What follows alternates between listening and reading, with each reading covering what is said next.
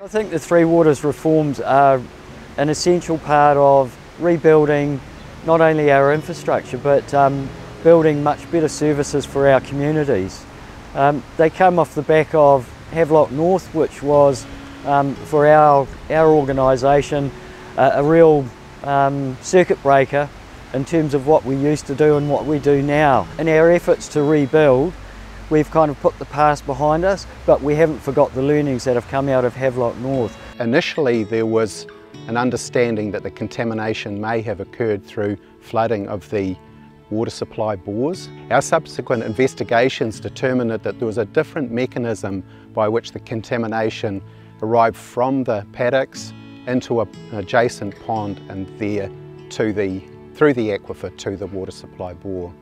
After we'd got to the point where we knew that the bore hadn't been contaminated from a failure in the bore itself or being overtopped with surface water, and we'd figured out that it must be a source somewhere in the catchment. The biggest challenge was the fact that there was just so many potential sources of contamination in that catchment.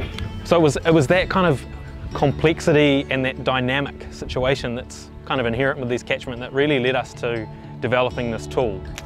The Catchment Risk Assessment tool is something we've developed in conjunction with Hastings District Council, and it's a tool that looks at various activities on the land and assesses the risk of those activities for contaminating groundwater.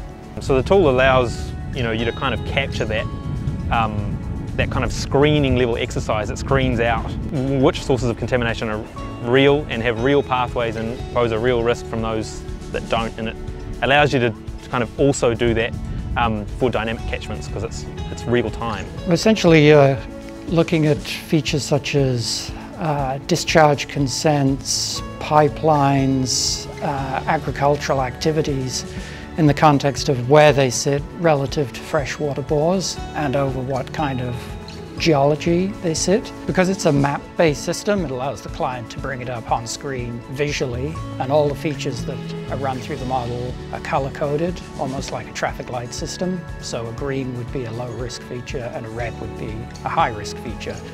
So the client can query any of the high-risk features or features at any level to get an assessment of that risk and then explore further as to why that risk level has been calculated the way it has.